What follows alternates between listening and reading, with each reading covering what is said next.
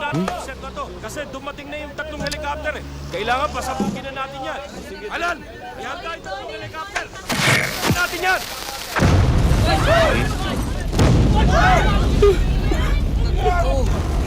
Wow, mali.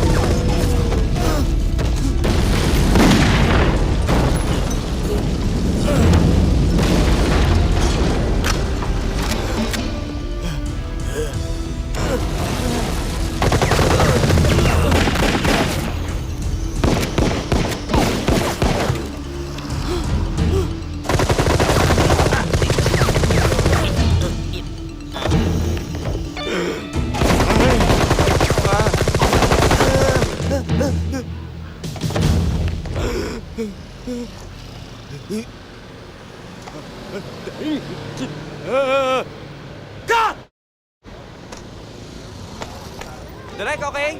Okay ba? Okay ba acting ko, The Boy? Okay sana pero parang may anting-anting ayaw mamatay. Hindi mo binigyan ka ng instruction na sa unang putok pa lang, mamamatay ka na? Ha?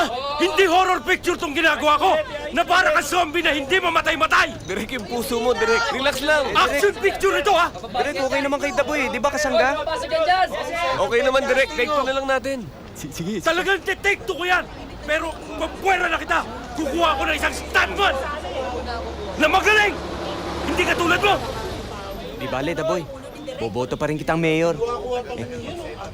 Pasensya ka na kay Direk. Mainit lang ang ulo. Mamaya papatawarin ka niyan. Pahinga ka lang dun, ha? Nagsip-sip pa to sa future mayor ng Quezon City. The Boy, pasensya ka na doon sa mga ganong klaseng stuntman, ha? Kasi medyo nagtitipid yung ating production manager, eh. Sabi ko, Ma'am Sandy. Pero sinisiguro ko sa'yo, malaking pelikula tong ginagawa natin, ha? Oh, take two tayo! Kaya lang, unahin muna natin yung set na to. Kasi dumating na yung tatlong helicopter, eh. Kailangan pasabugin na natin yan. Alan, ihanda yung tatlong helicopter! Natin yan!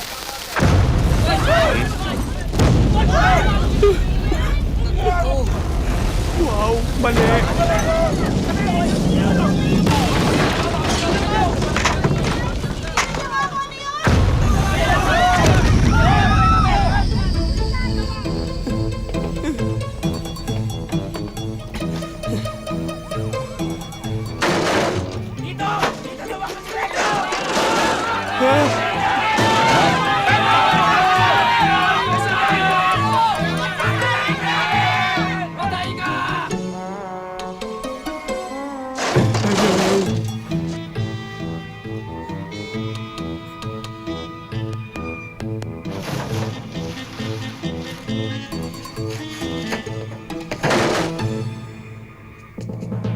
Pedro! Op! Huwag ka matakot. Hindi ako kasama nila. Ikaw ba si Pedro Pinduco? Ang bayani? Noon yun. Retired na ako. Mag-aartista na lang ako. Sino ba kayo? Isa rin akong tagalaga. Nang mga katulad mo. Producer kayo? Manager? Alam mo,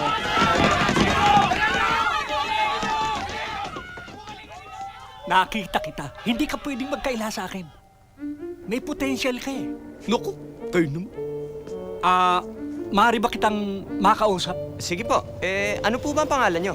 Magwayen. Mag-Iber ba kanyo? Magwayen. Mapanganib ang gagampanan mong papel. Maraming kaaway. Maraming labanan. Aswang nga, tsugi sa akin eh. Dito. Sandali lang.